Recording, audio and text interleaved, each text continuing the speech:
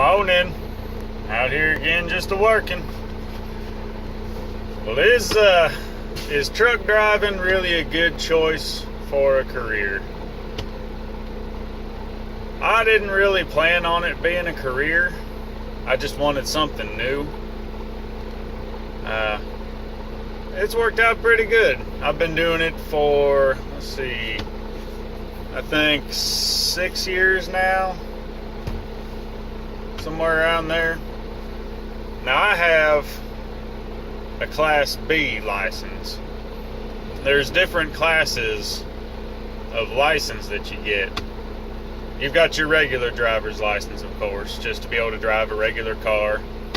And then you've got your Class B license that is for like straight trucks is what they're called. It's your Class B CDL.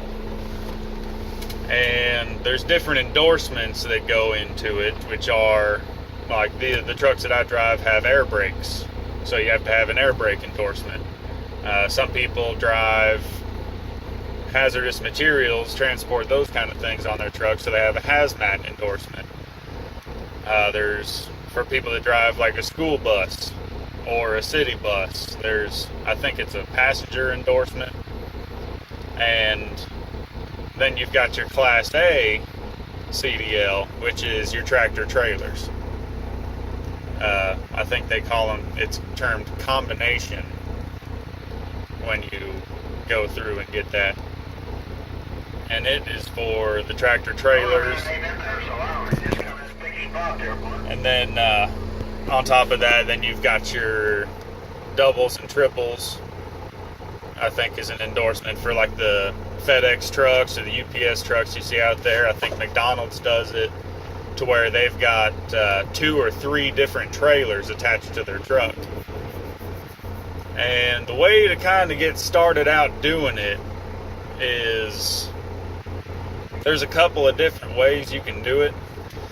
And the way I did it was I started out at a lumber yard, and I did a year as a yard guy, driving a forklift, getting the lumber bundles all together. And then I said, hey, what do you think about me moving over to being a driver? And I just did on-the-job training to where I went and I got the driver's book, the CDL handbook, and it kind of tells you the different rules and regulations and what you can do and can't do. And I went and I got my permit, just like before you get your regular driver's license, you get your driver's permit. And they put me in the truck with some guys that were already experienced drivers, and I kind of learned by watching them what they did, how they handled certain situations, and they would explain to me the different rules and stuff as we were going.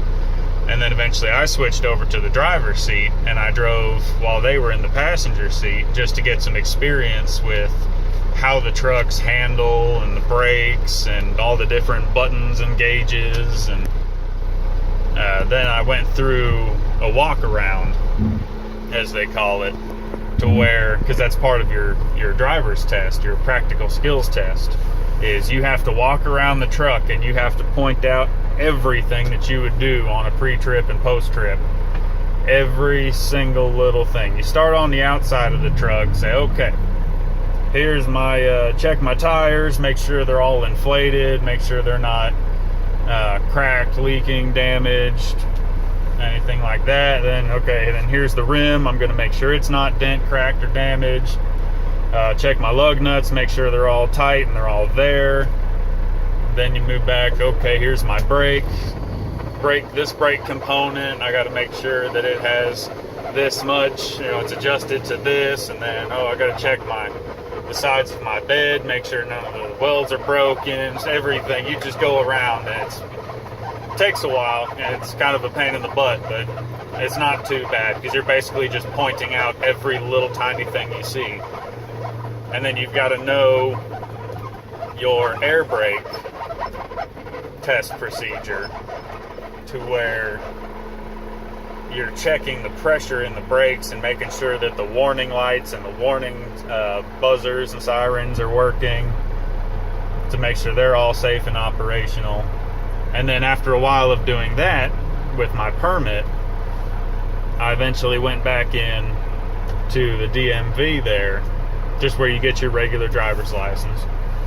And I took the test in one of the company's trucks.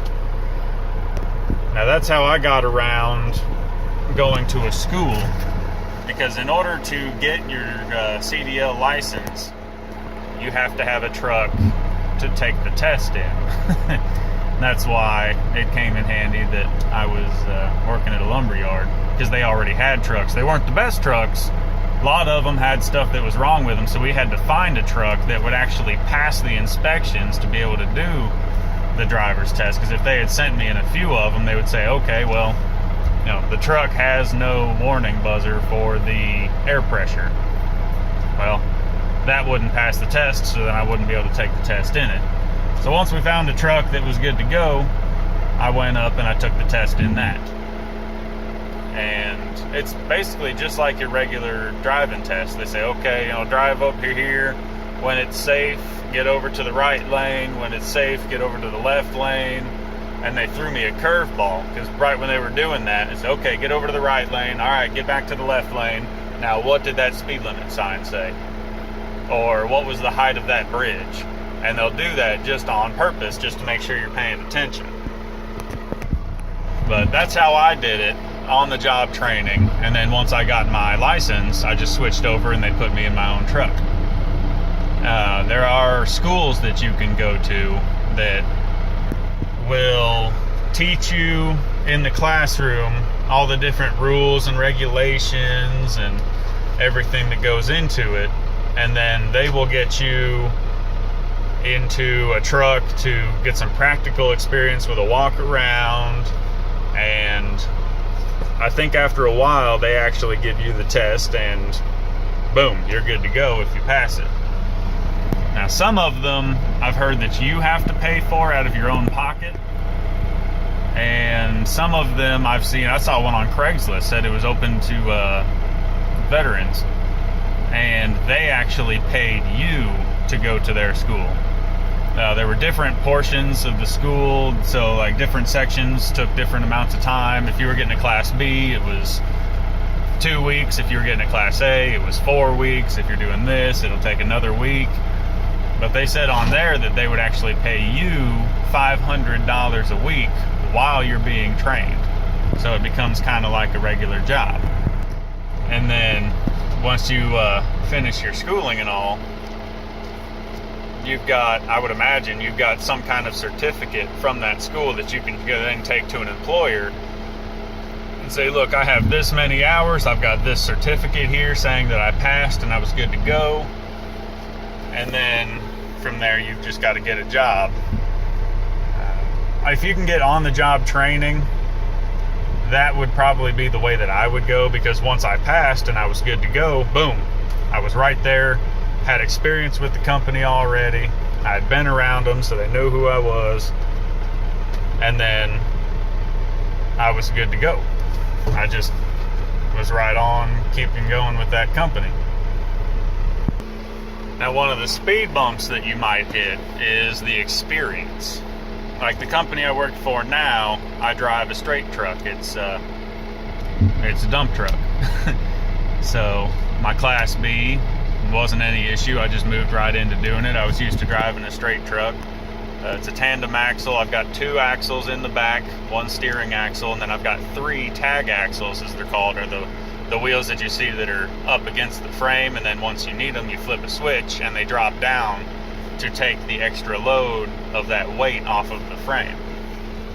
But with a Class A, like we do have tractor trailers with this company and Class A drivers, but one of the little hiccups is that a lot of places won't hire you if you don't have experience. And it's a big pain in the butt, because how are you supposed to get the experience if nobody will hire you? And the reason nobody will hire you is because you don't have the experience.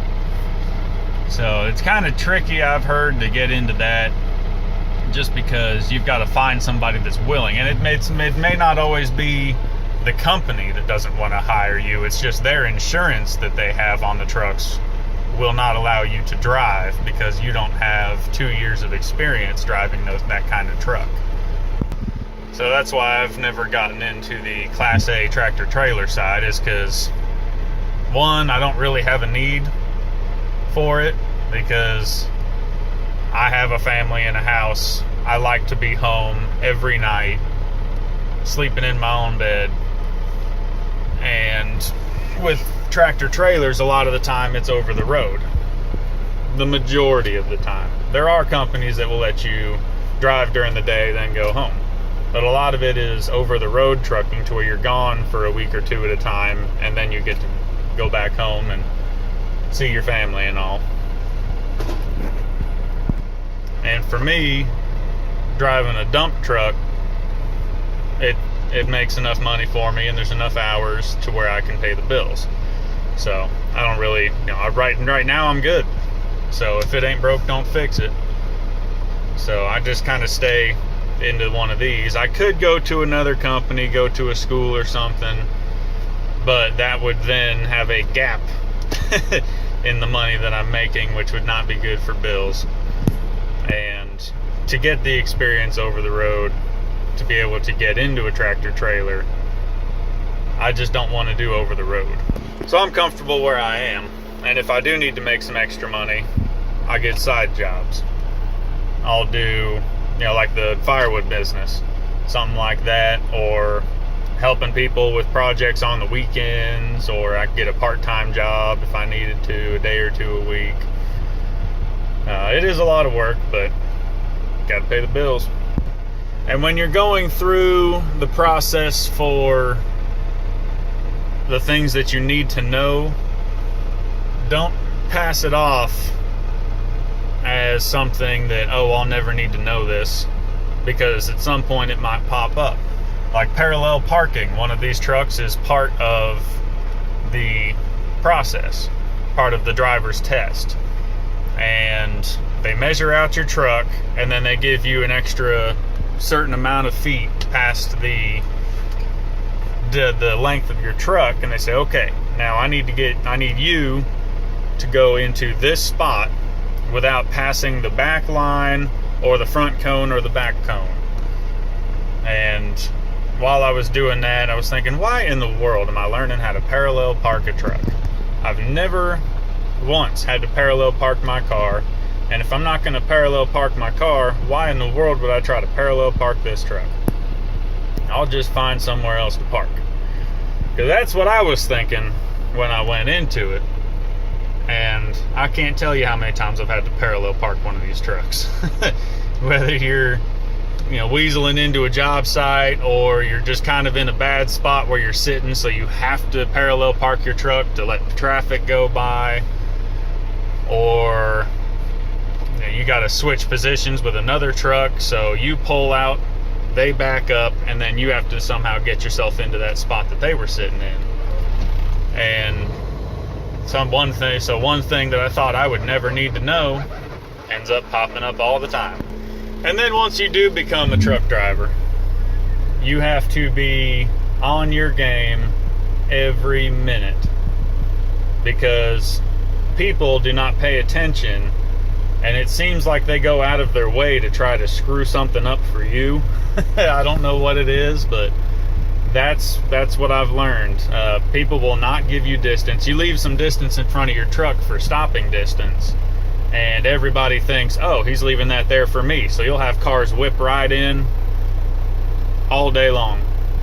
And then for some reason, not sure why, as soon as they see your blinker, they have to get around you. Any truck driver will tell you that. Sometimes I use my blinkers just to clear my blind spots, to where I'll see a car hanging out on the back corner of my truck, and I know they're hanging out there, and I just want them to move, so I'll flip on my blinker every single time. Like if a car is tailgating me, I'll flip on my blinker saying I'm getting over to the left. Never fails. They get over, they gun it, and once they're past me, they jump right over in front of me. And that's just kind of how I clear ways around my truck. I'll just throw on a blinker, and then suddenly they become impatient. Even if I'm doing 5 over, they still think you're going too slow. So there have been times I tested it back in the day to where I was doing 5 over and I saw people starting to tailgate me, so I speed up a little bit. Now I'm doing 10 over. You know what? This might be a bad story. I'm gonna leave that one out.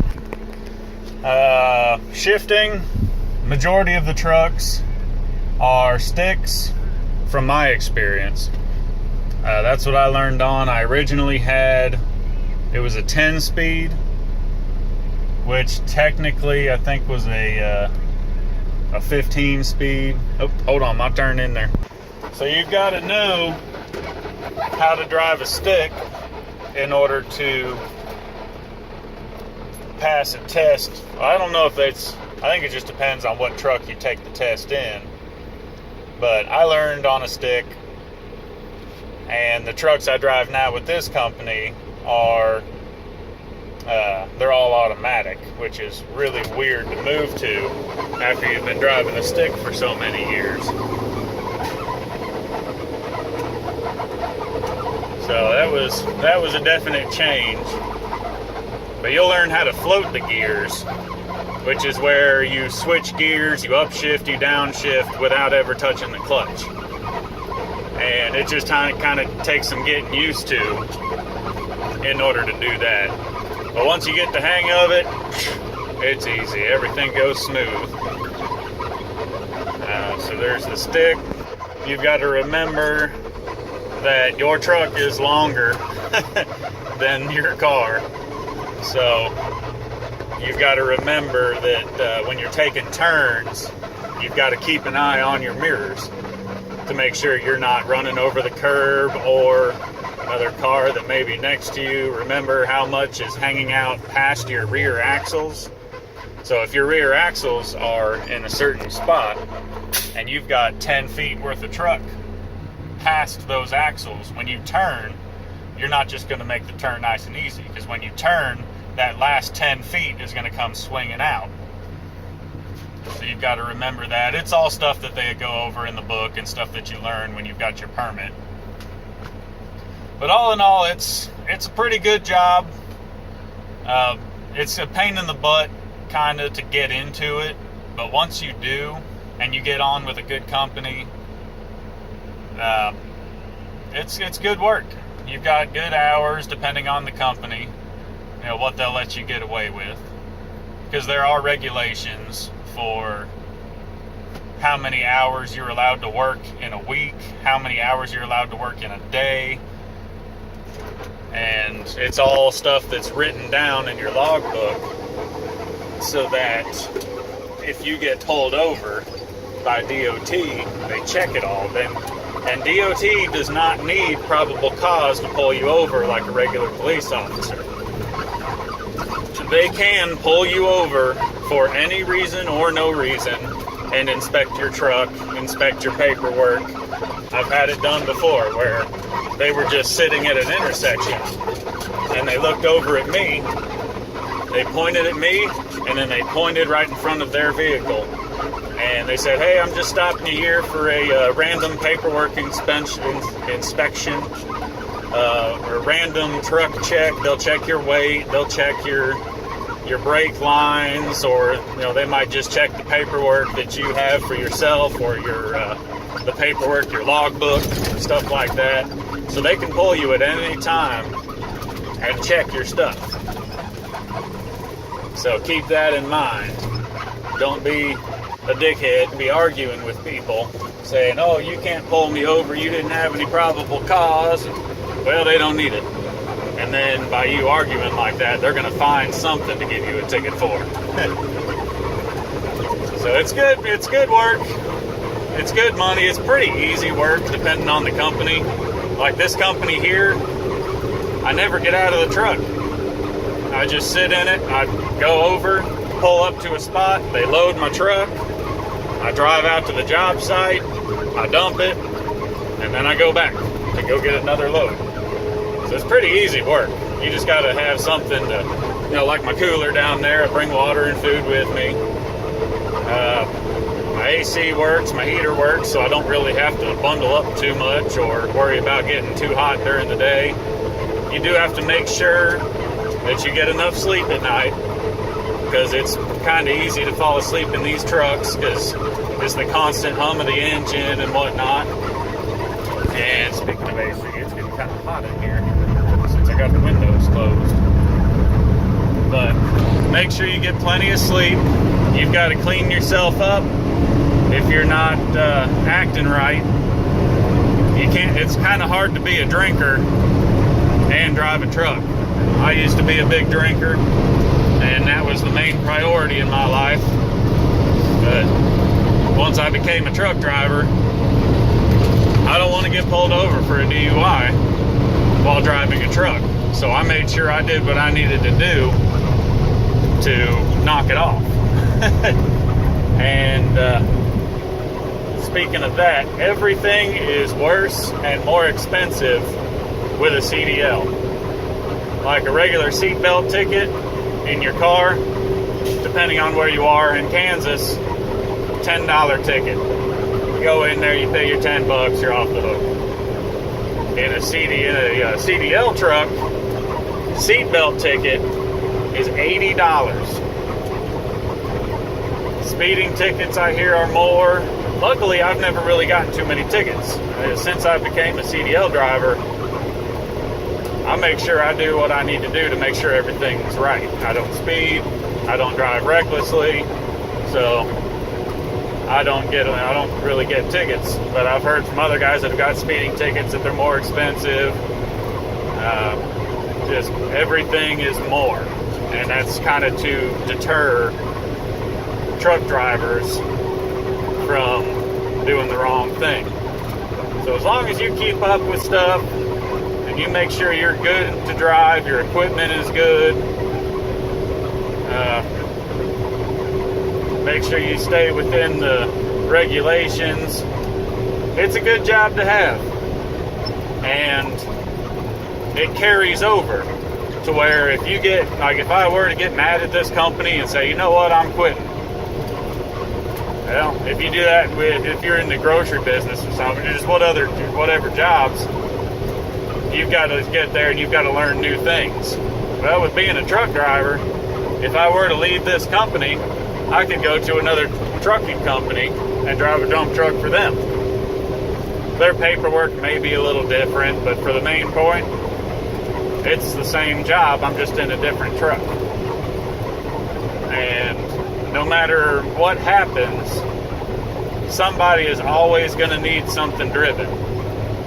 So there's always going to be a job out there that needs a truck driver.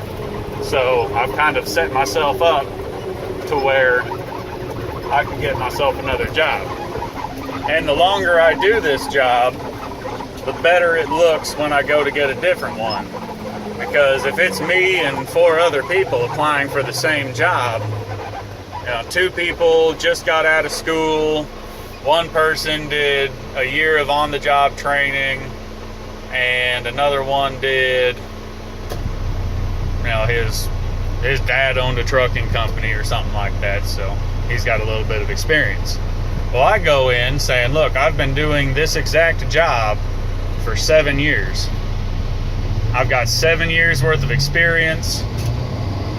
I know how to do it. I know how the trucks will handle. You put me in a truck that's an automatic or a stick, I can drive it all. I just need to get used to that specific truck because every truck has its own personality. So you've got to learn how to work with its personality. But they look at that and go, okay, these 2 guys are green, this guy's got a year, this guy grew up around trucks, or this guy has been doing this job for 7 years. So he already knows how to drive, he knows how to dump the load, he knows how to get into the paving machine or do the milling machines or anything like that. They know that they don't have to spend as much time to get you ready to do the job. They can put you in a truck, spit you out, and you're good to go and you're making that money. So that's my deal on truck driving. It's a good job. There's some good money in it. There's a little bit of pride in it. So I'm gonna get on back to work. Y'all be good.